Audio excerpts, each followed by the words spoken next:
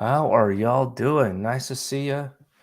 My mic is on. Today's topic is what is the most common visa for college graduates? Friends, welcome to Green Card Guys TV.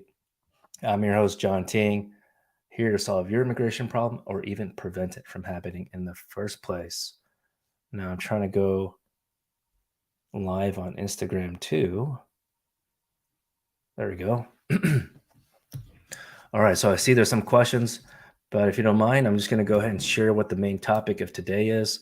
And the answer for that, the most common work visa for college graduates, you might know this already, it's H-1B, right? Because H-1B visa requires a college degree, a university degree. Let me see if I can turn on this light real quick. Sorry, you got to see my armpit. Okay, so it doesn't have to be a bachelor's only. It could be a master's, because if you have a master's degree, you would be part of the advanced exemption. So there's a bit more allotted just for master's degree holders. Um, they call it a specialty occupation. So, if you're applying for something like an essential worker type position, even if it's somehow the essential worker position require like a college degree, that might not count. Okay. But I don't want you to give up. You want to consult with an attorney to verify if the position you're working in currently, maybe you're working in a job that's like you're able to because OPT, optical training, practical training, OPT or CPT. You want to verify if that position or the future position after you graduate is qualifies for H-1B. We're happy to chat about that because you don't want to go through the whole thing and then come to find out you weren't even eligible. And let me share the process, okay? Step number one is a registration, okay? It starts in March, basically the first week of March. So give you a timeline, right? It's kind of for a college or soon to be college graduate, it'd be weird timing in that sense, right? Because you wouldn't graduate until probably May, I'm assuming. Um, but there's others, so that's a key thing here because I want to share with you. That's why I'm sharing with you first week of January. You need to start looking for a job. Okay. Start applying. And this is for, of course, if you're about to graduate. Now, folks, if you have folks that already have OPT, most of y'all that use OPT work visa or work permit, you can do that after you graduate. So even if you weren't selected for the year that you graduated college or your master's program, you can still do it the following year. Okay. And you can also be registered when you're abroad. You don't have to be in the US to be registered. You just have to have a bona fide job offer, right? From an employer, among other requirements, of course. But that's just a lot of information. But just because you get registered and also get selected, okay, getting selected, you get notified of that, or at least your employer does, and our law firm does. Lawyers get notified the last week of March, typically, literally the last day of March. Sometimes it could be a little sooner. That's the way it was last year, a little bit sooner. But that is just step number one, folks. That being selected does not mean you're approved. In the old days, just a couple of years ago, it used to be where they called it lottery. I still consider it lottery, but they don't phrase it that way anymore. They call it registration. But before in the lottery, you had to get everything ready, your entire package ready, and just send it into USCIS. That didn't make sense. I felt bad, right? Because I have to charge our employer clients the whole amount, and then you don't get selected. So for us, we offer 3 different plans. Our light plan is $7.99 to help you get registered first. And if you don't get selected, we're not going to charge you the rest. It doesn't make sense, right? So for anyone that has considered us and looked at our quote, you might not have seen the light plan. Take a look at that. You may have seen like the Pro and Max, which means like full representation, basically, right? To send in your petition and package after if you were to get selected. Now, fortunately, knock on wood, we've had 100% approval, okay, for the people selected, of course. And actually, we had a pretty good percentage I would say I think 60%, 60 to 70% of our applicants get selected. Now, that is not a promise. What I just shared is not a promise of any kind of guarantee of the future for you. Doesn't mean one law firm or another is special in that sense. Okay, maybe I don't know, but not us. We're not. We don't pay. We don't get like special favors in that sense. The registration is luck of the draw, and it doesn't. You when you register, get registered. Which two things to know at least. You can't do it yourself. The employer has to do it. So I mean, if you're an employer HR department and you're watching this, hopefully this helps you. But don't wait until the first week of March. Please don't do that. We had some like the last week of March, February, and it's just getting them into the system, getting it ready because we want everyone to get ready in our database, and then we input the first week of March for registration. And for in terms of employer costs for that, it's only $10, okay, to get registered. Now, of course, if you get selected and go step number two to actually file the petition and evidence, that's not $10. That's more. Okay, that's going to be a lot more cost. We could talk about a different day. If I tell you all the costs, you might get discouraged if you're an employer. But with the pandemic and everything's happened, we already know a lot of workers are not working. Right? A lot of U.S. citizens not working. Hey, for whatever reason, it's cool. Do your thing, enjoy. But it's time to move over. Let the foreign nationals work because that's part of the American dream, I guess. Work in America, live and work in America legally, and pay taxes. Nah, I'm just joking around, but yeah, you still have to pay taxes. Okay, so I just saw. By the way, let me know where you're watching from. I always think it's interesting how far the channel has reached, our social media stuff, channels. And if you enjoy the way we share content, I really try to get straight to the point. Just if you don't mind, smash the hearts and the likes on Instagram, Facebook, and YouTube. I greatly appreciate it.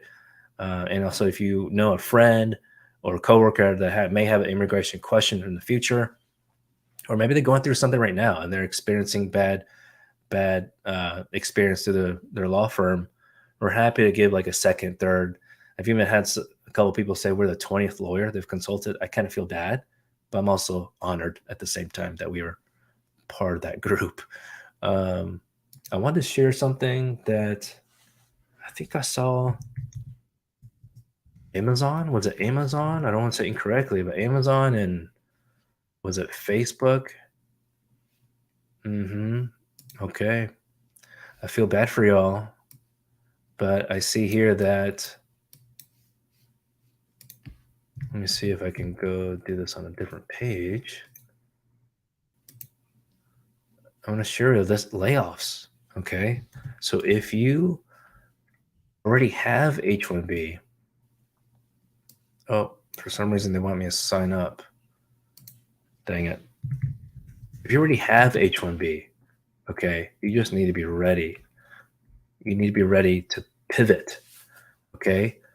You have 60 days to move over to another company, and it's pretty ridiculous. They need to get more time.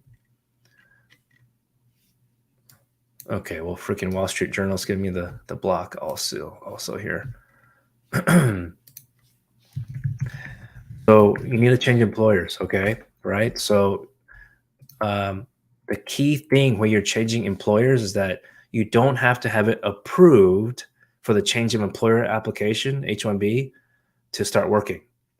You can start working as soon as the case is filed and you get the receipt notice. Now, I get it. Some employers and some of the H-1B applicants, you do a little something on the side till you can get started sooner. I don't need to hear all that. Okay. You just have to follow what I say in the law. Maybe you don't want to, but those are just my tips. That legally, you're only supposed to start working for the next employer when you get that receipt notice that it's received by USCIS. Let's see here. So let me share my screen if I can do that. By the way, I like Safari because you don't have to see all those ads. So if you're aware of any other companies that are laying off people, please let me know. I think it's, of course, unfortunate.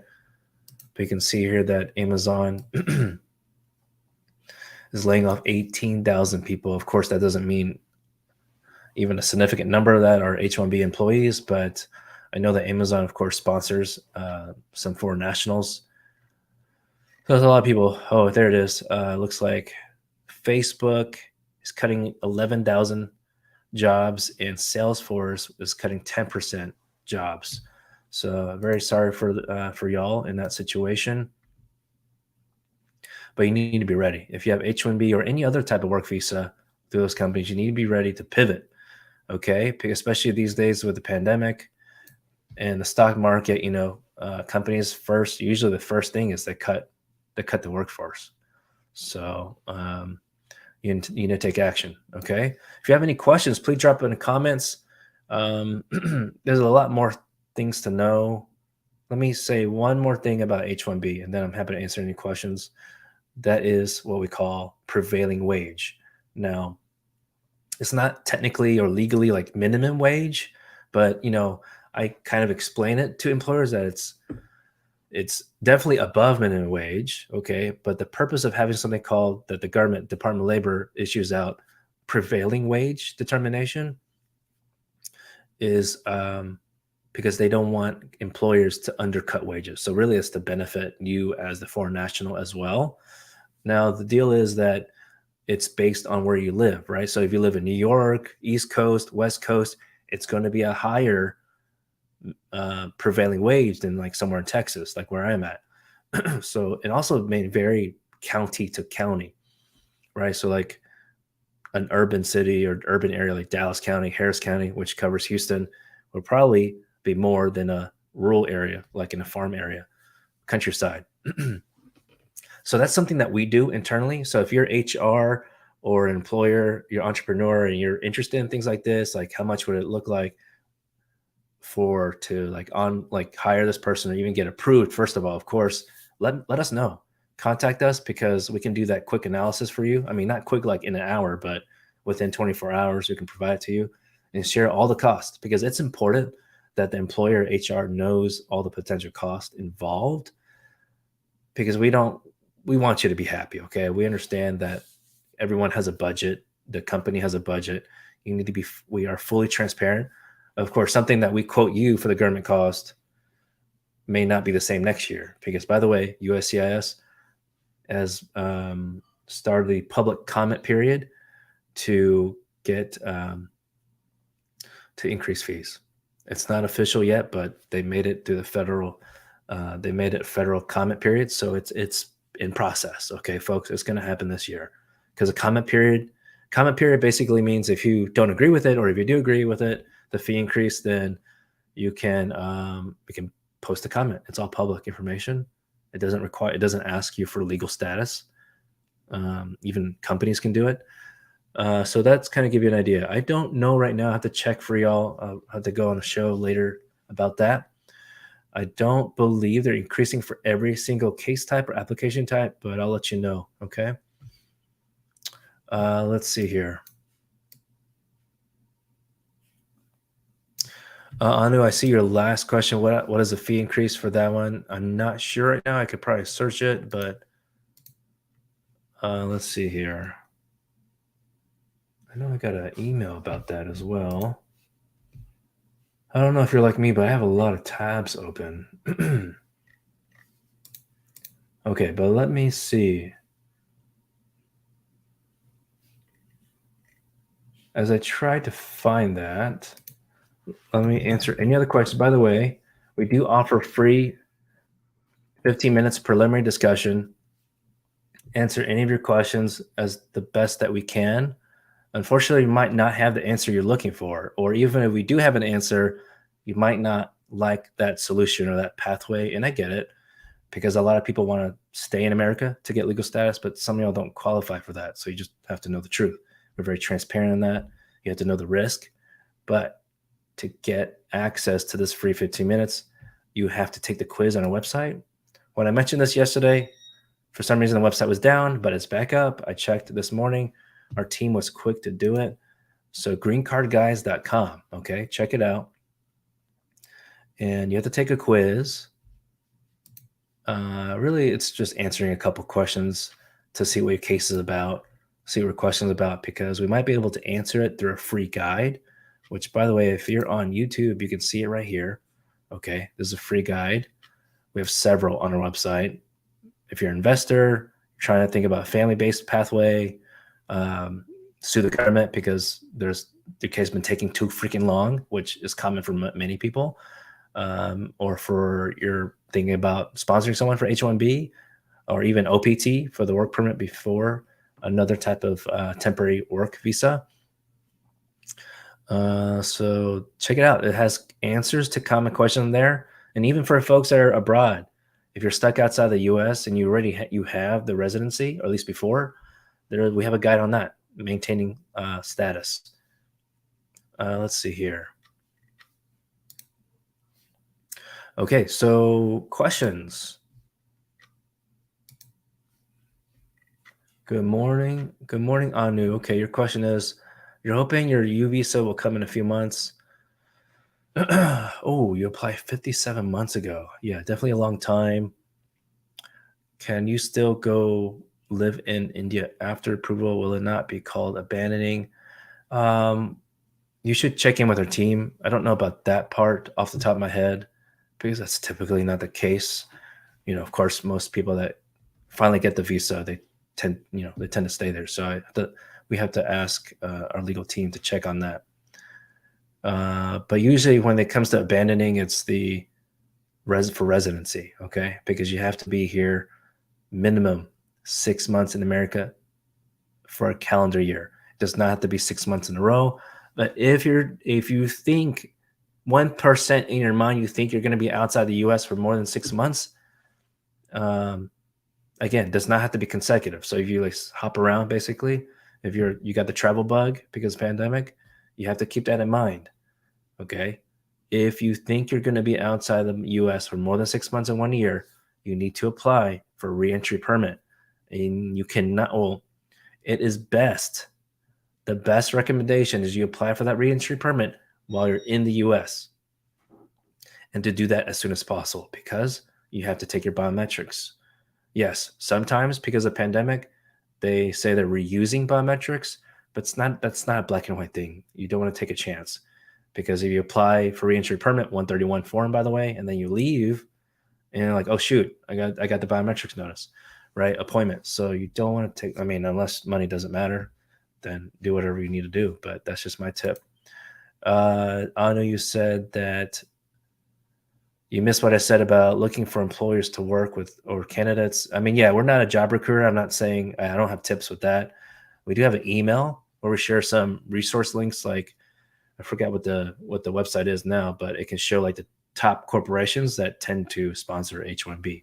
So, but for Anu, that doesn't matter for you since you have U visa. So hopefully that answers your question. Unless you know someone who is about to graduate or something. Maybe that's why you asked. Okay, let's see. That's all the questions. You guys are so shy today. Okay. If you didn't know this, we have a new feature. We are so proud of this new feature that our team put together, partially because I asked for it for you. Okay.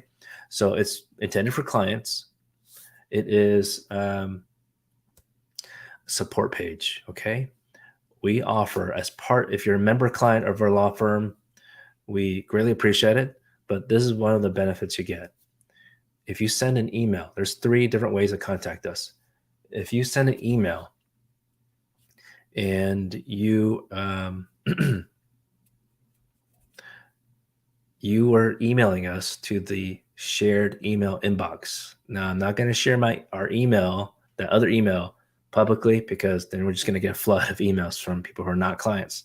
So we're just trying to control that way. If you are considering to hire a law firm, you'll get the weekcare@johntinglaw email, okay, .com. But that's one benefit. We try our best to respond in less than 24 hours. Sometimes it's like a couple hours or less, but it's not always the case, okay?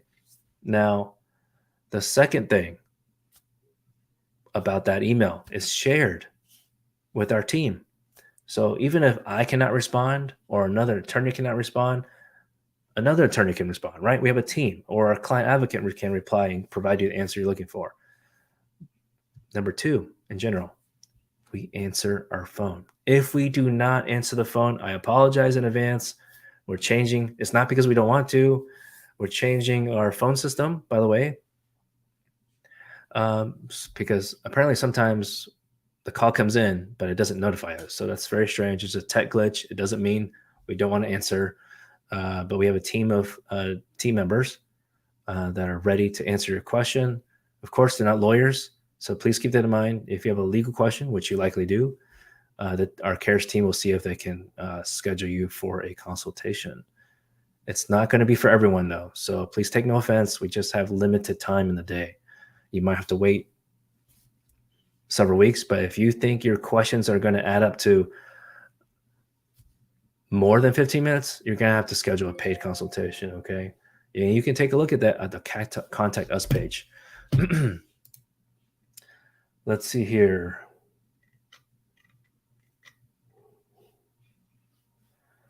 I was trying to find the one proposed rule changes. Okay. It looks like the fee changes, okay?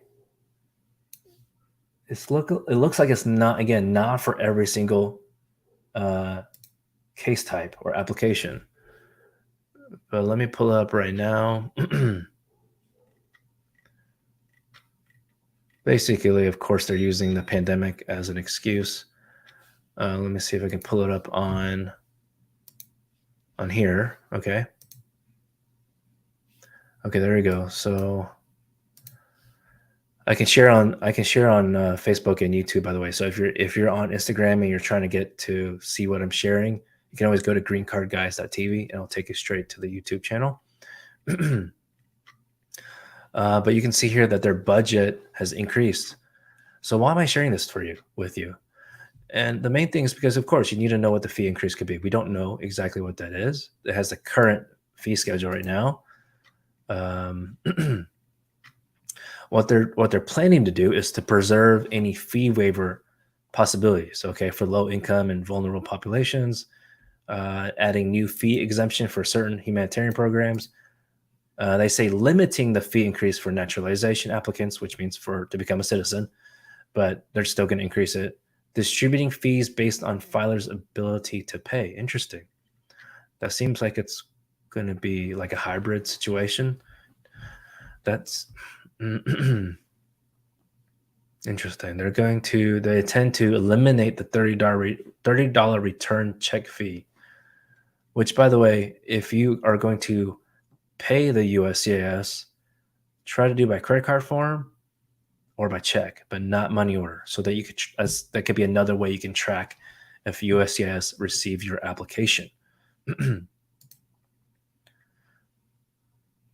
Interesting. Okay. Anyway, so the other thing is, again, why am I sharing this with you? Because we have a lot of people who are interested, who are legally qualified to file, but every year to year, people call us back in the next year and say, "Oh shoot, I forgot to file." So if you're one of those folks that procrastinate a little bit, don't procrastinate this year, okay? USCIS is most likely going to increase their fees. So the comment period where you can submit a comment is 60 days. I believe it started yesterday or 2 days ago. Yeah, it says started January 4th, so that was yesterday, and will end on March 6th. So that's 60 days. So typically after 60 days, it might take another 1 or 2 months, and then they will implement those fee increases. Okay, so don't wait. Okay, don't take your time. And that's why part of our plans, Light, Pro, or Max, if it's an employment type case, it's usually 45 days for us to file. We have internal goals. We actually give out team bonuses based on our filing date. So that's how we can encourage getting your case out the door to USCIS. And fortunately, knock on wood, I think we've been 100%.